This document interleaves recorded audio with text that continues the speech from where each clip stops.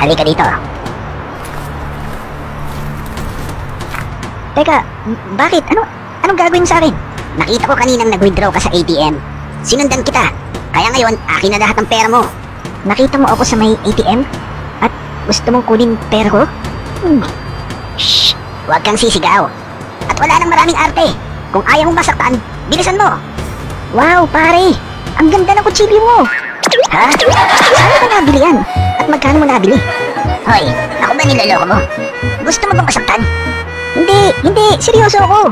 Matagal na ako naghahanap ng ganyang kutsilyo. Saan mo pa nabili yan? Nabili ko yan sa may Tondo. Hindi ko na matandaan kung magkano. Pero ordinaryong kutsilyo lang yan. Ganun ba? Ako yata niloloko mo eh. Anong niloloko? Anong ibig mo sabihin? Hindi ordinaryong kutsilyo yan. Isa yan sa mga collector's edition knife mula sa sikat na taong si... Ikish Mitwekekeke. Ha? Anong Ikish Mitwekekeke? Sino yun? Sigurado ka ba? Oo.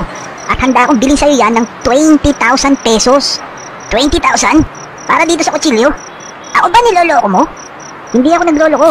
O eto pero, ayaw mo ba o gusto? Bilis, baka magbago pa isip ko. Gusto. O eto, ibebenta ko na sa iyo. Wow, salamat ah. Hoy, anong salamat? Akin na pera ko. At tara sa police station. Nye.